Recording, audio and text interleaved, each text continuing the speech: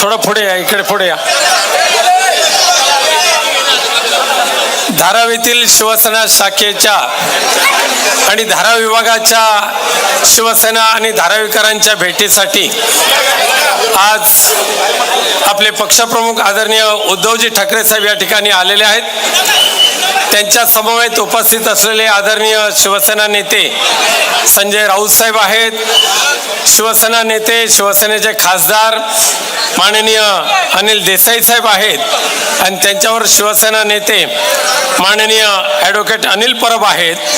त्याचबरोबर शिवसेनेचे या विभागाचे जुने जाणते पदाधिकारी शिवसेनेचे मान्यवर सन्माननीय बाबूराव माने, विशाखाताई राऊत, श्रद्धाताई जाधव, इतर सर्व शिवसेनेचे मान्यवर पदाधिकारी या व्यासपीठावर उपस्थित झालेले आहेत. बंधू भगिनींनो, धारावी आणि उद्धव साहेब, धारावी आणि मातोश्री यांचं नातं मी सांगण्याची आवश्यकता नाही आहे.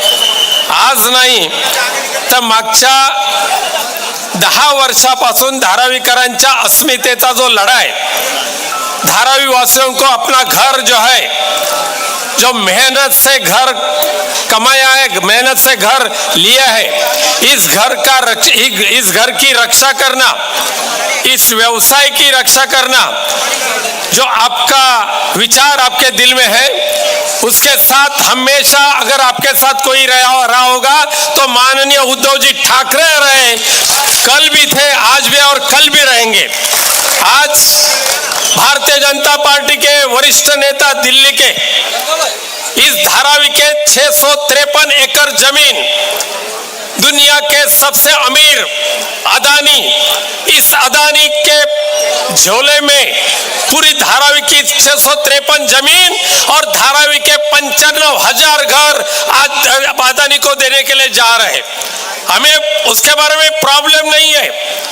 हमेशा हमारी एक ही मांग रही, जो आपकी मांग है, उस मांग माननीय उद्धव जी ठाकरे जब मुख्यमंत्री थे महाराष्ट्र के, तभी भी उन्होंने कहा है कि धारावी इससे एक झोपड़पट्टी नहीं है, एक धारावी एक उद्योग नगरी है, घर घर में उद्योग है.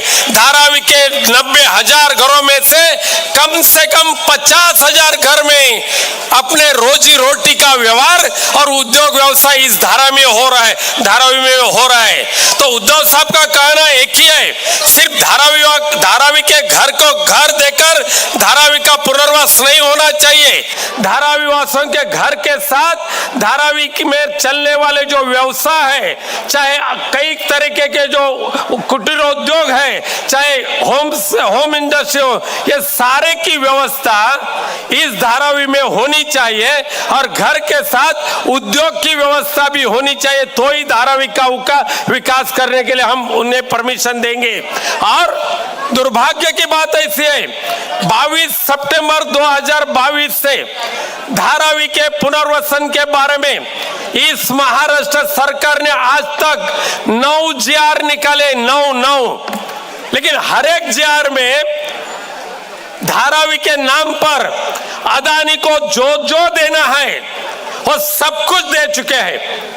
लेकिन इस 9 GR में धारावी वासियों की जो मांग है कि हमें 400 स्क्वायर फीट की जगह दे दो, हमारा व्यवसाय उसके लिए जगह दे दो, हमारा डेवलपमेंट यहाँ ही होना चाहिए, ये जो मांग है उसके बारे में महाराष्ट्र सरकार के बदमाश लोगों ने, बदमाश सरकार ने कुछ भी धारावी वासियों के लिए दिया नहीं. जो भी देना है वो अदानी के लिए देने के लिए जा रहे.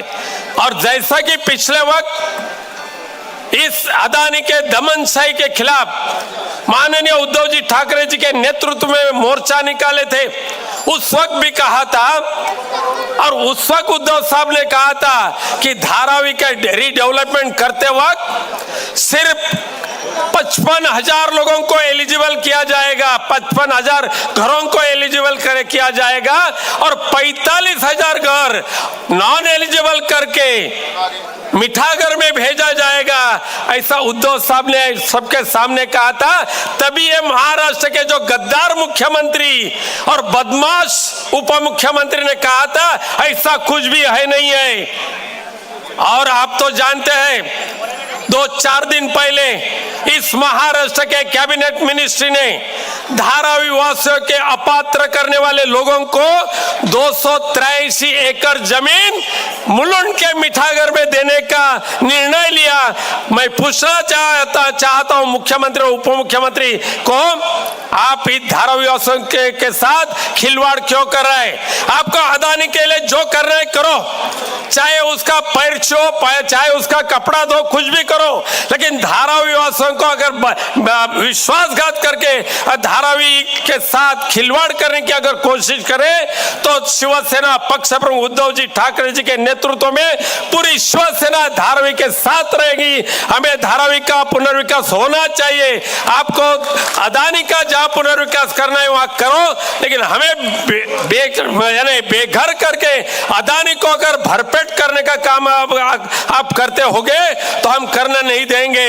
और इसी बहाने फिर एक बार माननीय उद्धव जी ठाकरे साहब, आज आप परिवार के लोग हैं, आपको मिलने के लिए आए हैं। शिवसेना शाखा ही जी आहे साहेब, ही मुत्तूतेवरने निर्माण केलेली शाखा आज दुर्दैवाने मुत्तूतेवर राहिलेला नाही आहे, पण त्यांची पत्नी, त्यांचा परिवार आजही या खोकेवाल्यांच्या मागे न लागता एक